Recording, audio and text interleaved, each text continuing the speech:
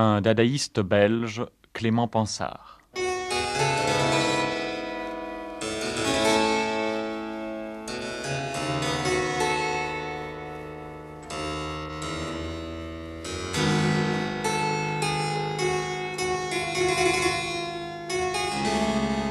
Il y avait un café qui était très fréquenté par les artistes en 1919.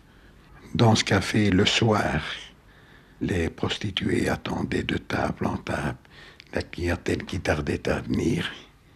Et j'ai pu voir un soir Clément Pansart arriver avec un bouquet de roses rouges et mettre à toutes les tables où se trouvait une prostituée une rose rouge.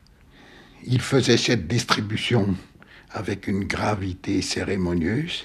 Il allait de table en table comme un prêtre distribue une nourriture sacrée.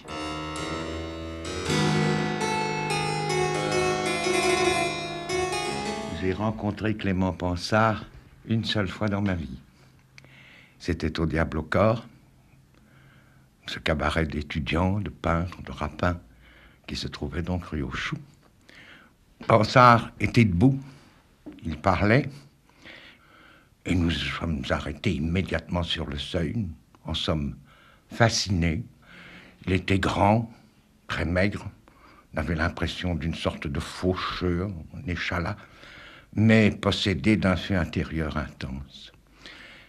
Si mes souvenirs sont bons, il parlait de politique mêlée à une révolution de la poésie.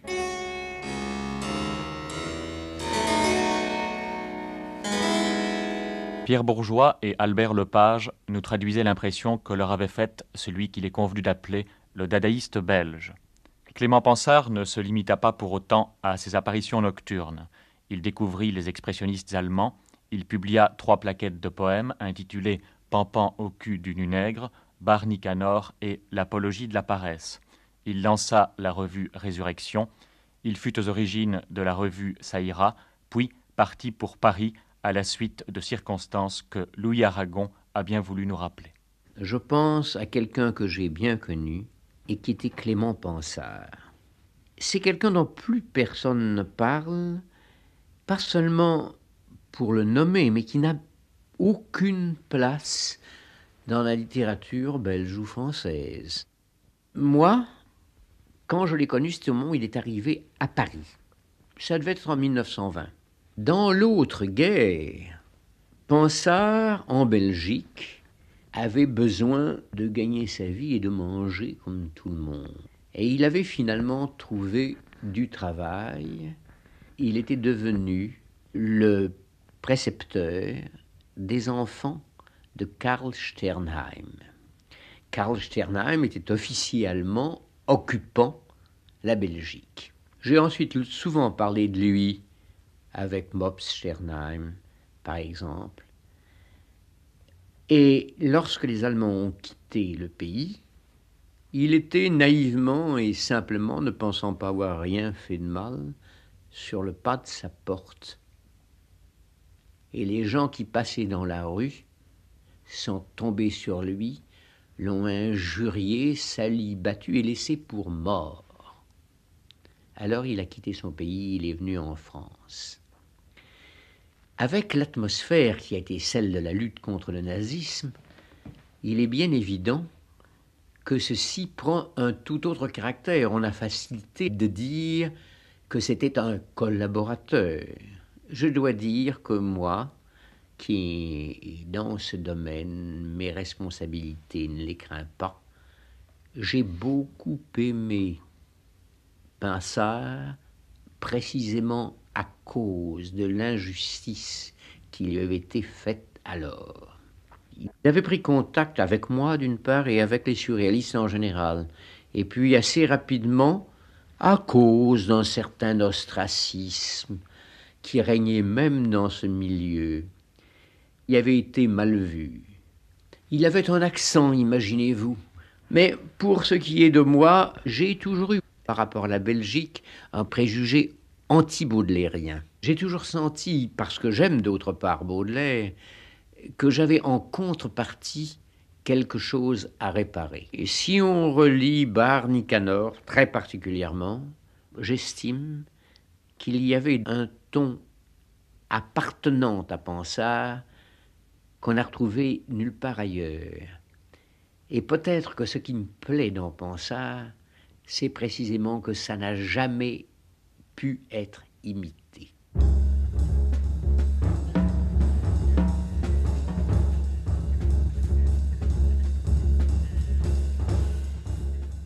Toutes les sonorités convergent vers A.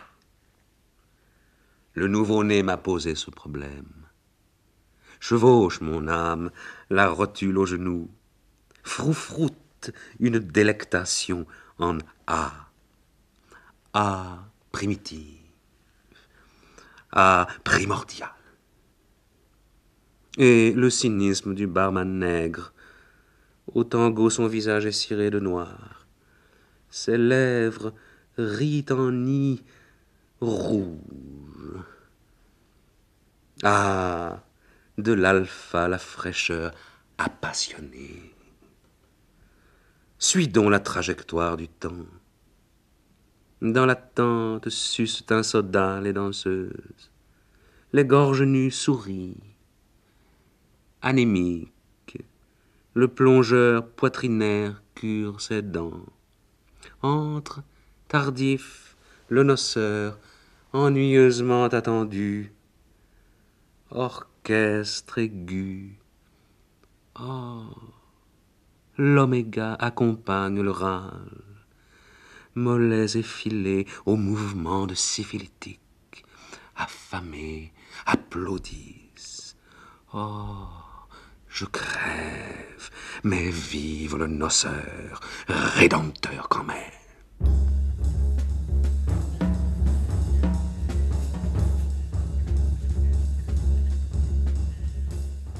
Philippe Soupeau nous explique la réserve du groupe de Paris à l'égard de Pansard. Il a trouvé dans l'atmosphère de Dada à la fois une satisfaction et en même temps une déception. Parce que, effectivement, le mouvement Dada, à ce moment où Pansard l'a connu, n'était plus, si vous voulez, seulement une révolte, c'était une sorte d'entreprise de scandale.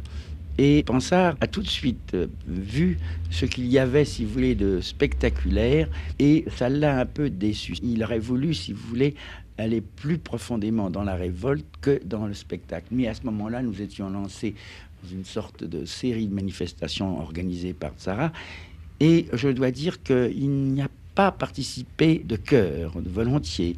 Le seul qui me fait penser à lui au point de vue de son caractère et de son tempérament, c'était Artaud.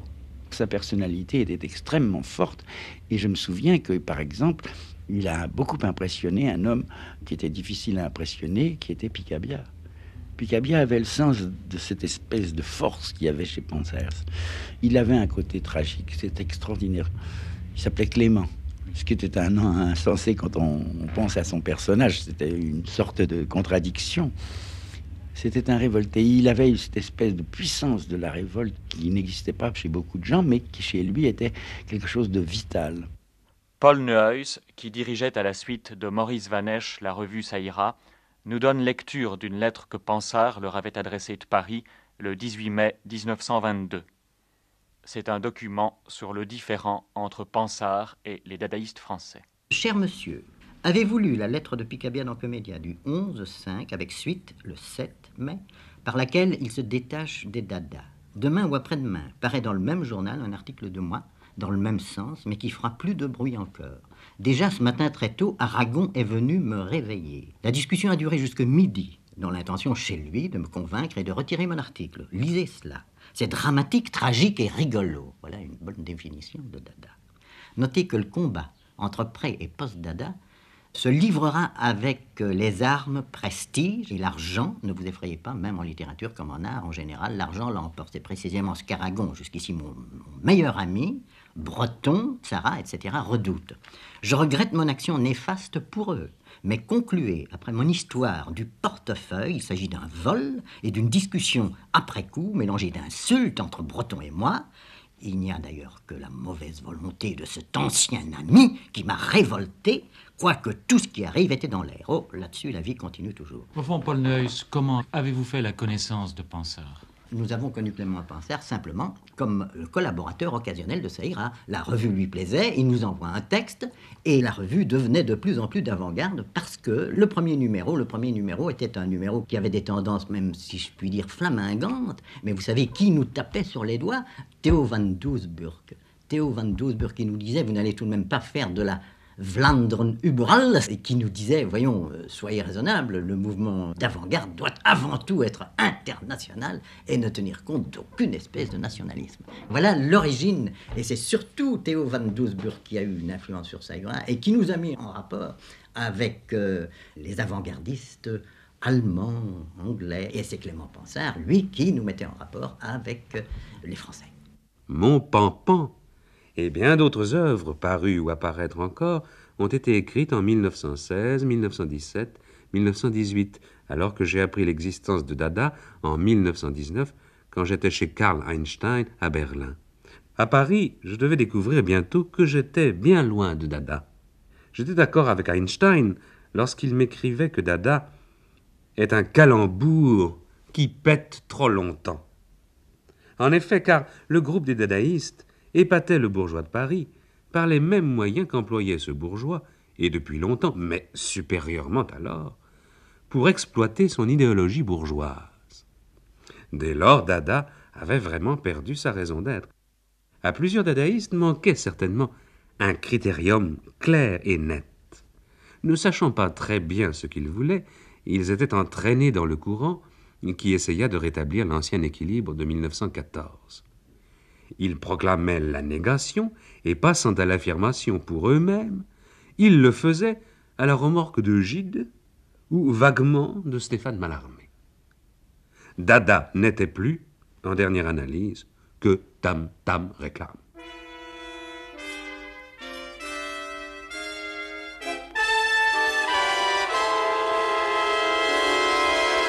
Dada, Pansard n'en était pas moins mêlé aux principales manifestations de l'esprit moderne. Pascal Piat. Pansard était un personnage des plus curieux, en perpétuelle effervescence, et dont la grande admiration, à l'époque où je l'ai connu, était Joyce. C'était certainement un des tout premiers lecteurs de Joyce. Il connaissait Joyce, il avait lu une partie d'Ulysse, je pense en manuscrit, chez Sylvia Beach. Il en avait lu dans Little Review. Il faisait une grande propagande pour Ulysse. Je le vois encore dans un bar du boulevard des Capucines, cherchant à placer à des ivrognes anglo-saxons des bulletins de souscription pour Ulysse. Alors, pour sa littérature personnelle, à l'époque où je l'ai connu, il avait des quantités de manuscrits à publier. Il avait publié que quelques plaquettes dadaïstes, le Pampan au cul du nid nègre, par Nicanor, l'apologie de la paresse. Il en avait encore d'autres à publier. Et puis alors, il rêvait aussi de publier je ne sais quel travail très important sur les papes. Il y avait 2 ou 3 papes, en général d'ailleurs des antipapes, qui l'intéressaient particulièrement et sur lesquels il aurait voulu faire quelque chose. Il faisait aussi de la peinture. Il cherchait à en vendre et, à ma connaissance, pendant les 6 ou 7 mois que je l'ai vu, ça devait être dans les années 21-22, je ne crois pas qu'il ait réussi à vendre un seul tableau. Je sais alors qu'il avait, pendant l'occupation allemande, publié une revue qui s'appelait Résurrection. Il m'avait promis de me la procurer, mais je n'en ai jamais vu un seul numéro. Je me rappelle qu'il paraissait à ce moment-là, en Belgique, une revue plus ou moins communisante qui s'appelait Haro.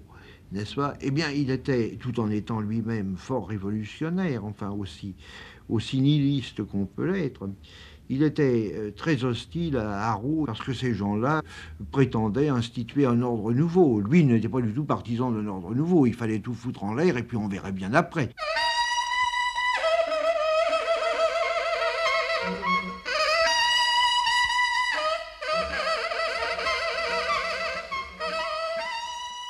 Tanguent les barres.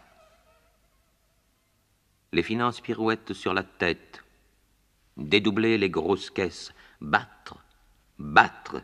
La marche de l'indécision. Finale. Automobiliste aviateur acquis sévère solitaire. Gosse, gonfle ton ours. Les lions héraldiques devant les égouts jouent au taureau.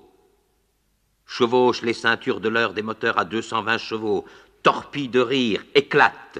La gourmandise dévore un filet maison de luxure. Odeur d'abattoir. Un chambertin chambré, garçon. Les cordes crevées. Gratter les caisses contrebasses. Rallons. Jurons. Pâmez-vous, cocotte. Sueur parfumée, goût ranci. Huîtres, roquefort, chaud, goudron, moelleux et sevin. Des seins haletent. Se crispent des jambes. Un whisky sec. Allumer une cigarette à la poésie. Où est en tout cela la peinture, la musique, la littérature? L'amertume pleure de joie. Christ a 33 ans. Rédimer les pierres. Fin. Fini. Je cacophonie chaotique.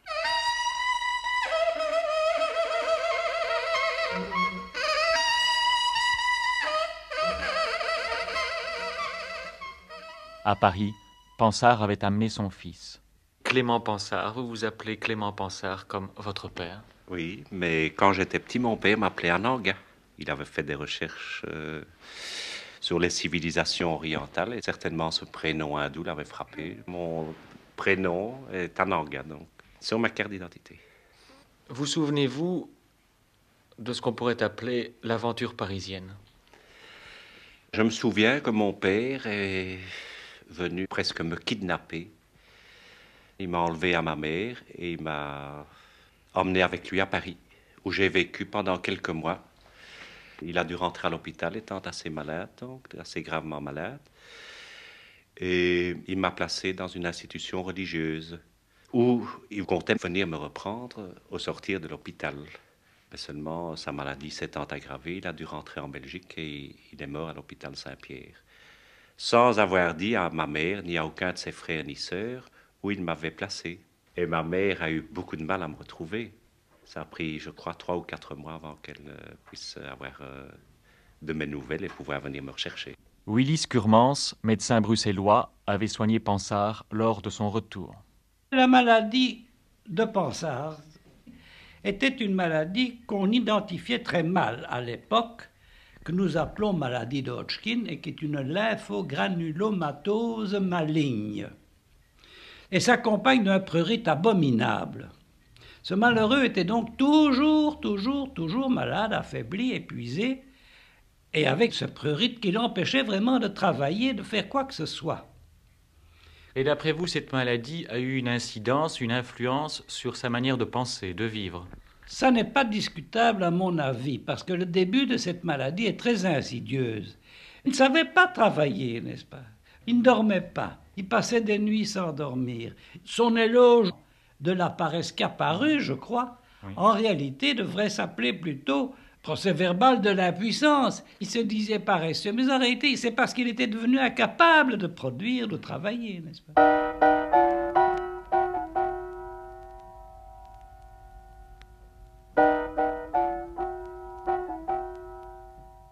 Assassin?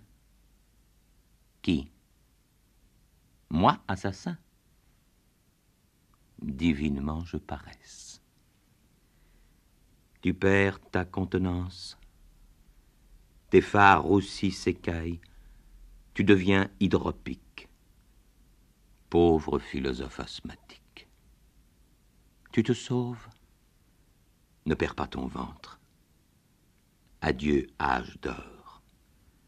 À l'âge des assassins, je passerai te chatouiller aux zones érogènes.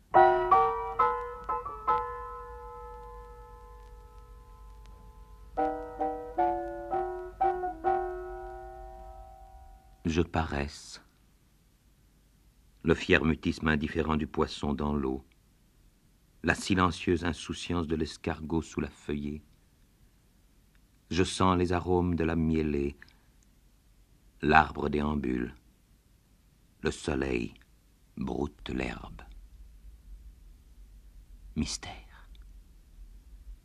Musée de misère. Les pierres pensent ce que tu n'arrives pas à comprendre.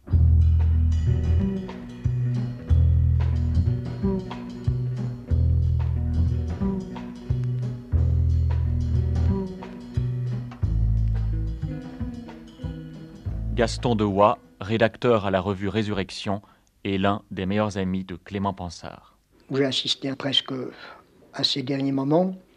Je crois avoir été une des rares personnes à pouvoir contempler son corps à la morgue de l'hôpital. Il était contracté en quelque sorte, les yeux ouverts, aucune main pieuse n'ayant songé à les lui fermer. Et, il faut bien le dire, il y avait dans, si j'ose appeler son regard, il y avait dans ses yeux encore ouverts l'expression d'un infini désespoir.